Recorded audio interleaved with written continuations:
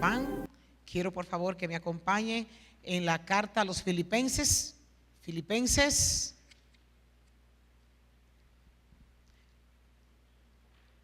capítulo 4. La semana pasada nosotros comenzamos con un llamado a la humildad.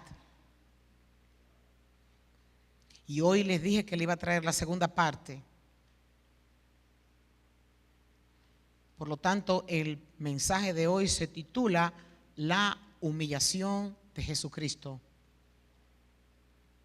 Filipenses 4, vamos a leer versos 2 y verso 3. Ahora les ruego a Evodia y a Síntique, dado que pertenecen al Señor, que arreglen su desacuerdo. Y te pido a ti, mi fiel colaborador, que ayudes a esas dos mujeres, porque trabajaron mucho a mi lado para dar a conocer a otros la buena noticia. Trabajaron junto con Clemente y mis demás colaboradores cuyos nombres están escritos en el libro de la vida. Señor, en esta hora te damos gracias por tu palabra que es fiel y verdadera y que es nuestra guía para tener vidas que te honren. Es nuestra guía para conocerte, para andar por el sendero que tú has dejado trazado a todo aquel que se llama ser cristiano. En el nombre poderoso de tu Hijo Jesucristo, oh Padre de gloria, yo te imploro que tú te hagas presente en medio de esta palabra. Y sobre todo, Señor, exalta a Cristo, que sea para su gloria, que sea para su honra. Señor, pon en nosotros espíritu sumiso y humilde para poder escuchar tu palabra, que no nos resistamos a ella, sino que la entendamos que es para mí. En el nombre de Jesús pido tu asistencia, Espíritu Santo de Dios, tú que convences, tú que eres el que transforma, tú que eres quien nos llamaste un día a convertirnos, a reconocer el sacrificio de Cristo en la cruz del Calvario. Yo te ruego, Señor, que tu palabra hoy sea como un martillo que traiga cambio a nuestro corazón. En el nombre glorioso de Cristo oramos y te damos gracias. Amén. Pueden sentarse.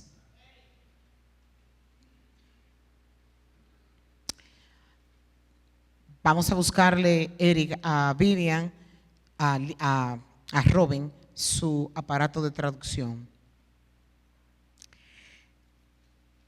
¿Sabe que a veces nosotros leemos de las cartas de los apóstoles, leemos una epístola, leemos otra, leemos un evangelio, leemos otro, y a veces nos perdemos esa línea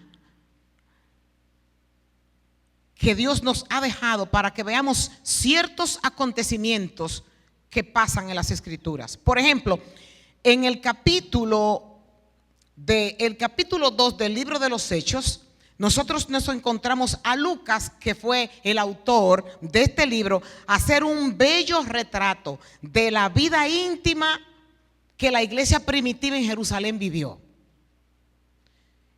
Cuando leemos en el capítulo 2, Lucas nos reescribe que todos los que habían creído estaban juntos y tenían en común todas las cosas, y que vendían sus propiedades y sus bienes y los repartían a todos según la necesidad de cada uno. Y dice, y perseverando unánimes cada día en el templo y partiendo el pan en las casas, comían juntos con alegría y sencillez de corazón, alabando a Dios y teniendo favor con todo el pueblo. Y el Señor añadía cada día a la iglesia los que iban a ser salvos. Maravilloso. Este idilio o este idílico comunismo espiritual duró poco, porque usualmente lo bueno dura poco, porque algo sucedió. Y cuando nosotros pasamos la página, nos encontramos en el capítulo 5, inmediatamente comenzamos a ver cosas raras que comenzaron a pasar en la iglesia. se levantó Ananías y Zafira y vemos la revuelta que hubo, hablando mentira, y vemos cómo Dios los mata a los dos. Y vemos que incluso en la edad de oro de la iglesia habían comenzado las discordias. Poco después, en el primer versículo, todavía en el capítulo 6, estamos pasando de un capítulo a otro, el evangelio nos habla que uno había salido de Jerusalén y hubo un enfrentamiento entre creyentes de los creyentes de Jerusalén y de los creyentes griegos. Los creyentes de Jerusalén eran más cerrados, los creyentes griegos eran un poquito más liberales. Y el conflicto que se armó entre ellos es que comenzaron a discutir porque creían que los de Jerusalén estaban descuidando a las viudas de los griegos. Ahí comienza una discusión en el capítulo 6. Ahí en donde comienzan a llamarse los que son los diáconos, donde los apóstoles dijeron: nosotros no nos podemos estar encargando de comida ni de cosas por el estilo. Nosotros tenemos que enfocarnos exclusivamente en la predicación de la palabra y en la oración. Asignen hombres que estén llenos del Espíritu Santo para que hagan este trabajo, le dijeron los apóstoles. Esto creó una división en la iglesia primitiva. Y no fue lo único. Casi todas las epístolas del apóstol Pablo que escribió en curso en el primer siglo están encaminadas a corregir problemas internos y problemas de división en la iglesia. Cuando nosotros nos encontramos en Romanos en el capítulo 16, el verso 17, el apóstol dijo: ruego, hermanos, que se cuiden de los que causan división. Y vemos que la epístola de los Corintios, que es la que sigue, advierte en contra de las divisiones en la iglesia. Y le digo: oigo que hay divisiones entre ustedes cuando se reúnen como iglesia, y hasta cierto punto lo creo. Y el apóstol Pablo sigue en la epístola a los Gálatas y corrigió a los cristianos judíos que se estaban desviando del Señor, siguiendo enseñanzas falsas de los judaizantes. Y cuando llegamos a la epístola de los Efesios, nos encontramos que el apóstol Pablo comienza a corregir un tipo de actitud que la iglesia estaba madurando, y dice: dejen de mentir, dejen y hablen siempre la verdad, no se dejen controlar por el enojo, no empleen un lenguaje grosero ni ofensivo, no entristezcan el Espíritu Santo de Dios, libérense de toda amargura, líbrense del enojo, líbrense de la furia, líbrense de palabras ásperas, líbrense de calumnias y de toda clase de mala conducta. Por lo pronto nosotros estamos viendo una línea de problemas dentro de la iglesia. Cuando va donde Tito, le dice lo mismo y le dice: si hay entre ustedes algún individuo que cause división, dales una primera y una segunda advertencia. Después de eso no tengas más que ver con ellos. Deséchalos. Ahora, el caso que nosotros vamos a tratar el día de hoy es el caso de la iglesia a los filipenses. Y en esta iglesia habían dos mujeres destacadas, consagradas, pero enemistades entre ellas: Evodia y Síntique. El apóstol les dirige una profunda advertencia a estas dos mujeres y les dice que dejen a un lado las diferencias que hay entre ellas y que sean de un mismo sentir en el Señor. Ahora, ¿quiénes eran estas dos mujeres? Porque encontramos mujeres que en las epístolas nos hablan una sola vez de ellas y no vuelven a darnos detalles, como en este caso de estas dos mujeres. Ahora, si nosotros hacemos un recuento y nos vamos a Hechos en el capítulo 16, en el verso 14, nos vamos a encontrar con que el apóstol Pablo y Silas visitaron por primera vez a Filipos. Y que cuando llegaron, como no había ninguna congregación judía, no había ninguna sinagoga, se dirigieron a un lugar en donde habían unas mujeres en un río que estaban orando. Ahí es donde nosotros conocemos la historia de Lidia, la vendedora de púrpura. Pero dice Lucas en el versículo 14 del capítulo 16, que con Lidia también habían otras mujeres escuchando la predicación de Pablo y de Silas. Por lo pronto es fácil deducir que estas dos mujeres estaban con Lidia en la orilla del río cuando el apóstol Pablo llegó hasta ellas. Dos mujeres que comenzaron la iglesia con el apóstol Pablo. Dos mujeres que evangelizaron con Pablo, como él mismo nos lo acaba de describir.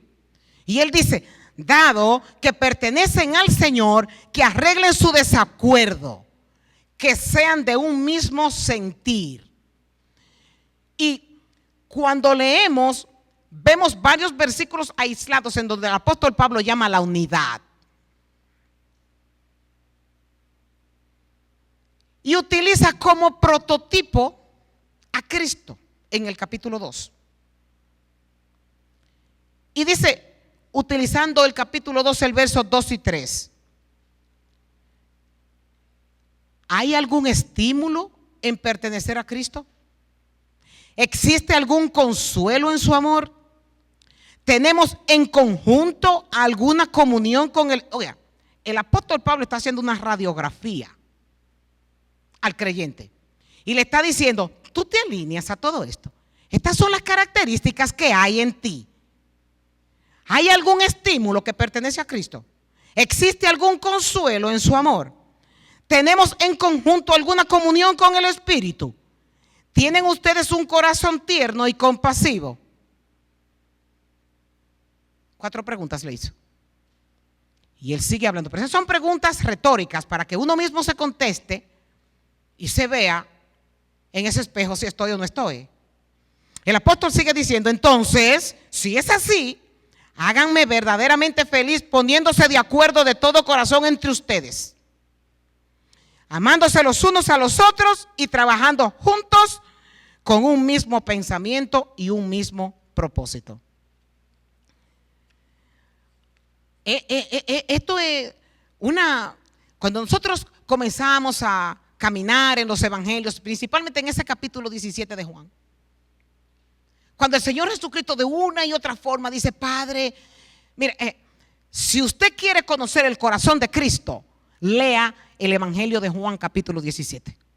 Y ustedes van a encontrar que desde el versículo 1 hasta que se termine el capítulo, Cristo está hablando con el Padre. Esas oraciones privadas que la semana pasada yo dije que Cristo tenía oraciones privadas con el Padre que nunca ninguno de los discípulos lo escucharon. Sin embargo, Cristo nos dejó en evidencia las cosas que hablaba con el Padre. Y lo que Cristo más enfatizó en Juan 17, Padre, yo te suplico que los guardes del mundo, porque no son del mundo. Yo te pido que entre ellos haya una unidad como la hay entre tú y yo. Que nosotros seamos en ellos y ellos sean en nosotros. Y Cristo enfáticamente una y otra vez le está pidiendo al Padre que sean unos como tú y yo lo somos. Que sean uno como tú y yo lo somos. Y cuando describe Cristo, cuando describe el apóstol Pablo, cómo se diagrama la iglesia, dice que Cristo es la cabeza y que nosotros somos el cuerpo. Y como yo le ilustraba el miércoles en las clases, yo decía que cuando nosotros somos un cuerpo no podemos despegarnos la pierna para que se vaya a dormir a la habitación del lado. Tenemos que andar con el pie, con la pierna para todas partes porque es uno solo. Luego el apóstol Pablo les da algunas recomendaciones que es lo único que un pastor puede hacer con su iglesia. Dar recomendaciones, utilizar las escrituras, llevar la persona a las escrituras, leer. Sin embargo, cuando se usan las escrituras, muchas veces dicen sí, pero se nos caen todos los argumentos a nosotros. Porque si mi manual de conducta, mi manual de fe está en este libro y es el libro que yo recomiendo, ¿qué más puedo hacer? El apóstol Pablo está usando este argumento para tratar de convencer lo que representa el cuerpo de Cristo. Es lo único que un pastor puede hacer. Y él les dice en el capítulo 4 versículo 4 del verso 2, no sean egoístas, no traten de impresionar a nadie, sean humildes, es decir, considerando a los demás como mejores que ustedes. No se ocupen solo de sus propios intereses, sino también procuren los intereses de los demás. Entonces ahí le dice, ahí le pone el sello a su recomendación. Tengan la misma actitud que tuvo Cristo. Un mismo amor, un mismo sentir, un mismo espíritu y un mismo propósito. De ser un mismo amor, va a requerir una íntima comunión con Dios. De ser un mismo sentir, va a requerir el ser humilde. De ser de un mismo espíritu, va a tener la necesidad de ser maduro espiritualmente. De tener un mismo propósito, va a requerir que yo renuncie a mi propia voluntad y pueda abrazar la voluntad de Dios. Mire, cuando nosotros nos vamos a la carta que Pablo le escribe a Timoteo, nos encontramos cuáles son las directrices para dirigir una iglesia. Y dentro de ello está que el apóstol le dice, cuidado con poner a un nuevo convertido en alguna función de la iglesia. Hay mucha gente con mucho deseo de hacer trabajos, pero la Biblia me dice a mí como pastor que una persona inmadura en el evangelio no puede tener ningún cargo en la iglesia. ¿Por qué? Porque las cosas van a estar bien mientras a ellos le vaya bien, pero cuando se comiencen a levantar problemas van a coger la ala y van a salir volando. Un cristiano maduro, para poder desempeñar un puesto en la iglesia, tiene que estar acostumbrado a recibir abofetadas y quedarse derecho. Tiene que estar acostumbrado a pasar trabajos, a pasar insultos, a pasar desaprobaciones y tener que quedarse derecho. Precisamente ¿por qué? Le dice Pablo esto a Timoteo. Porque no han sobrepasado el orgullo. Se necesita ser maduro para quedarse de pie. Y un maduro tiene que ser humilde, o sí o sí. Pablo continúa diciéndole a los filipenses, poniendo a Cristo como modelo de humillación, como modelo de sumisión. Aunque era Dios, no consideró que el ser igual a Dios fuera algo al cual aferrarse. En cambio, renunció a sus privilegios divinos, adoptó la humildad, en su humildad, una porción de un esclavo, y nació como un ser humano. Y cuando apareció en forma de hombre, se humilló a sí mismo en obediencia a Dios y murió en una cruz como morían los criminales. Pablo está aplicando aquí esta enseñanza como un antídoto a esta condición que se había presentado en la iglesia a través de estas dos hermanas. Cristo no se humilló porque lo obligaron. Cristo se auto-humilló. Desde la concepción hasta la tumba, Jesús no hizo en su naturaleza humana lo que pudo haber hecho en su naturaleza divina. Y hasta el día de hoy hay muchos que se preguntan cómo fue que se dejó crucificar. Vamos a poner este ejemplo. El padre que tenga un hijo varón, 2 o 3 años, y el hijo lo provoque a que jueguen y estén en el suelo, y el padre le da al hijo pequeñito de 2 o 3 años la libertad de creerse que lo está venciendo, y el hijo se siente superior, el padre no se está dejando vencer porque quiere. El padre se está dejando humillar para poder darle la satisfacción a su hijo de que venció a su papá. De esta misma forma, no es porque él no tuviera la fuerza, sino porque se humilló ante su hijo, para que su hijo, aunque sea momentáneamente, se sintiera que había vencido a su papá, que es su héroe. Es el mismo Jesús que tenía el poder para llamar a una tormenta a que se callara. Es el mismo Jesús que multiplicó panes para más de 5,000 personas. Es el mismo Jesús que resucitó a los muertos. Es el mismo Jesús que le dio vista a los ciegos, que abrió los oídos de los sordos, que le dio vida a piernas que no caminaban, que sanó enfermos, que echó fuera demonios. ¿Qué no pudo haber hecho en la cruz? Pero se abstuvo de usar sus poderes para vencer a sus enemigos, porque se tenía que humillar. Le quitaron los vestidos, los soldados le echaron suerte sobre ella. En la tumba, en la cruz, la turba se mofaba de él. Y el diablo le decía: pero bájate. Tú no hiciste esto, pero tú no hiciste el otro. Bájate. Sin embargo, el Señor Jesucristo hizo caso omiso porque su propósito era glorificar al Padre.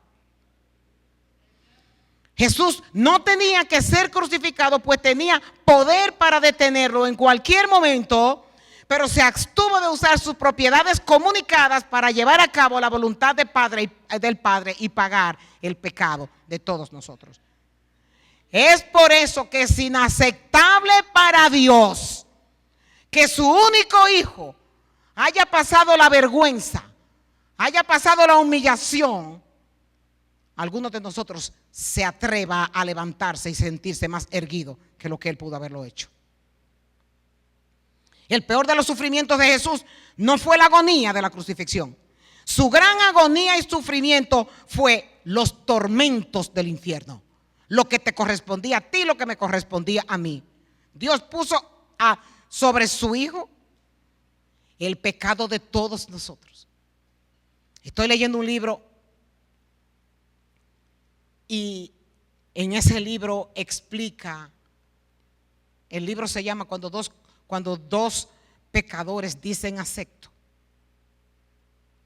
Y en ese libro el escritor especifica que hasta que nosotros no conocemos lo agrio de nuestro pecado, no vamos a poder entender la dulzura de la cruz. Y justamente lo que está pasando en medio de nuestra generación es esa. La falta de convicción de quiénes somos, de dónde nos han sacado y qué se nos ha otorgado por el sacrificio de Jesucristo.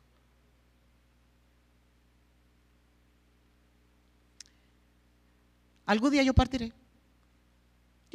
Alguien me dice: pastor, usted siempre habla de la muerte. Claro, eso es lo único seguro que yo tengo. Más seguro que la comida que me voy a comer dentro de un rato. ¿Y saben qué?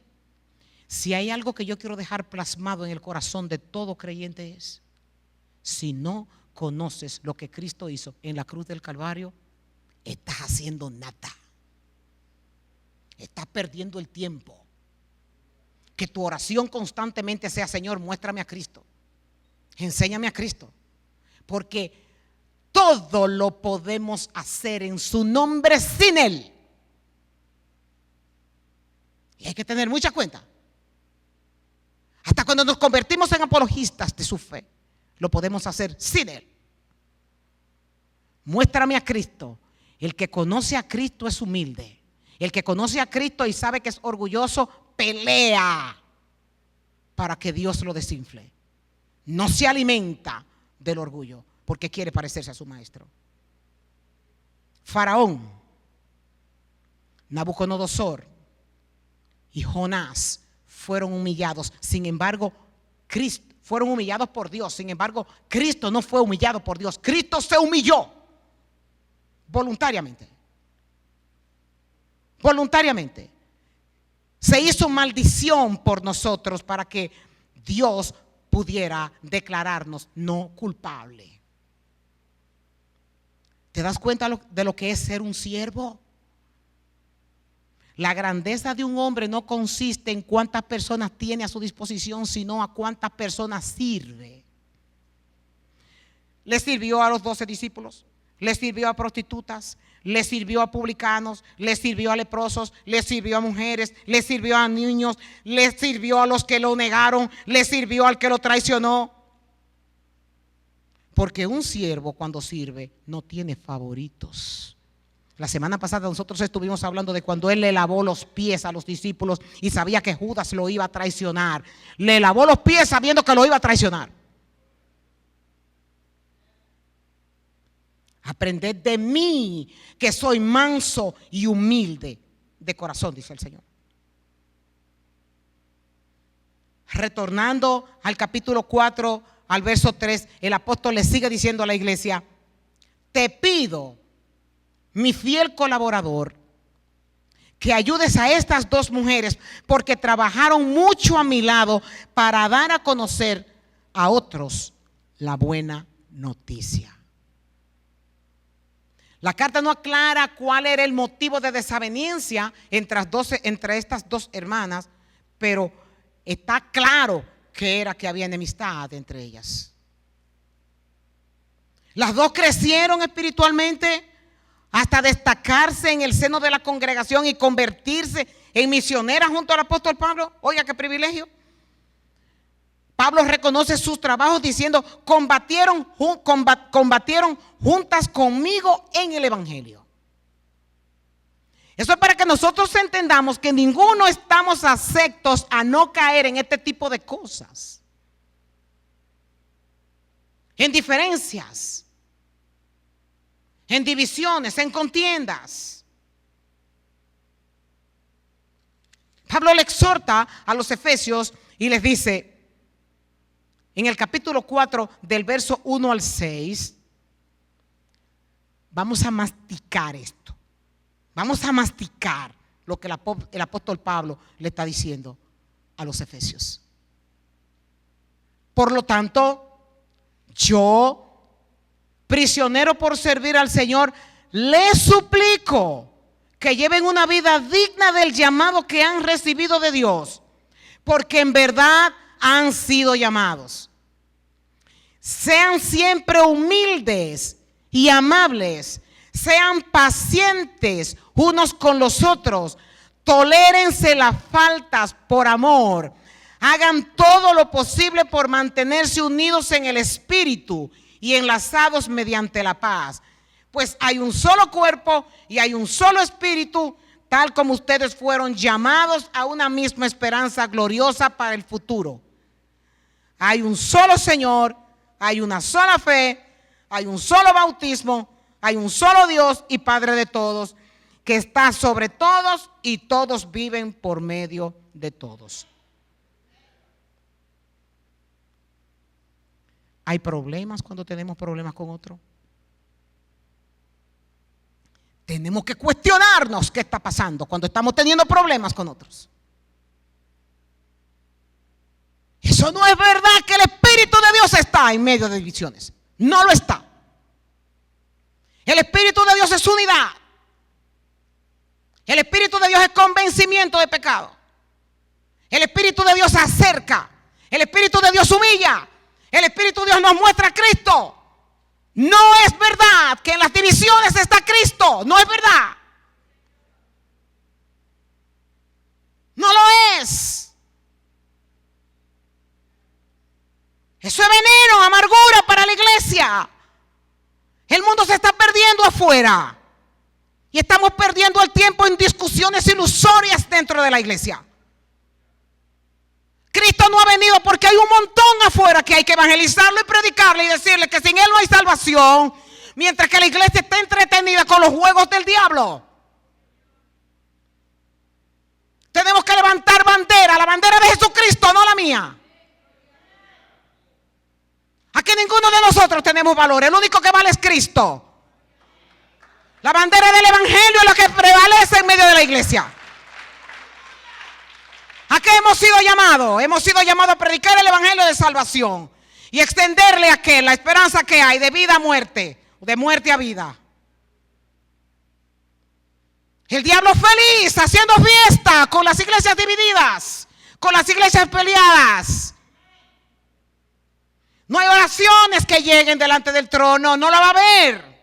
Porque si Dios le dice al hombre que su oración va a tener estorbo cuando trata mal a su esposa, ¿cuánto más cuando su novia no está de acuerdo aquí abajo?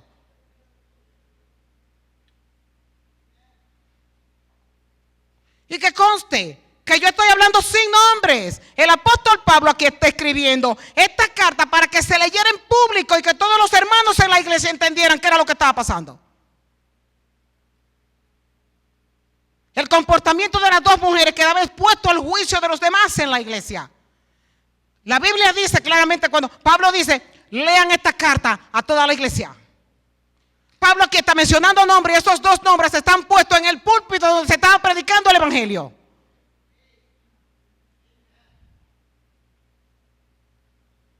El Señor Jesucristo claramente lo dijo: cuando una casa está dividida contra sí, esa casa jamás va a prosperar. No podemos funcionar en una iglesia ni dividida, ni con mis ideas que hay que respetármela. No, esta casa es de Jesucristo. Aquí manda Él, y lo que Él dice es lo que se va a hacer. Ninguno de nosotros tenemos importancia. La primera insignificante aquí soy yo.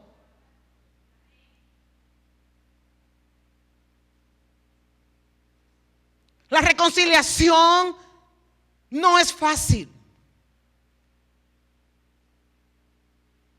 porque al tener corazones orgullosos se nos hace difícil. Mira lo que dice Salomón en Proverbios 18:19. Un hermano, un amigo ofendido es más difícil de recuperar que una ciudad amurallada. Una persona que está ofendida, dice Salomón, es más difícil que una ciudad fortificada para convencerlo de que se reconcilie. Y sigue diciendo Salomón, las disputas separan los amigos como un portón cerrado con rejas. Pero la raíz de todo conflicto es el orgullo. El orgullo apenas tolera a las personas. La humildad es paciente y le sirve a las personas. El orgullo es impaciente e intolerante. La humildad es perdonadora y tolerante. El orgullo usa las ovejas. La humildad permite que Dios use las ovejas. El orgullo critica y condena, y la humildad exhorta y anima. Hay que ver de cuál de los dos bandos estamos para poder tener un calificativo. ¿Qué estamos haciendo? ¿Orgulloso yo? Esa es una pregunta que puede estar haciéndose a muchos de los que estamos aquí. ¿Orgulloso yo?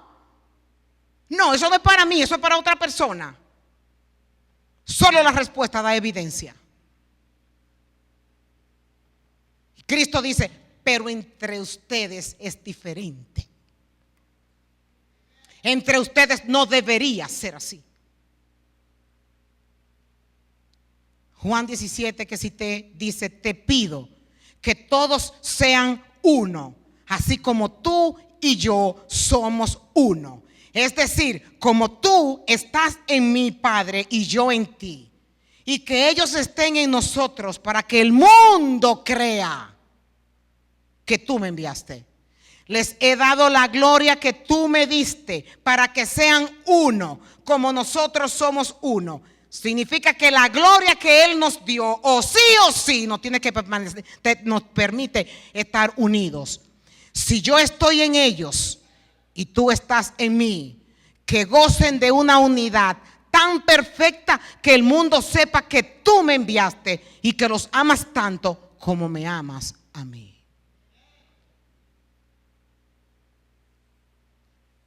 Yo no creo que con la predicación del domingo pasado y con esta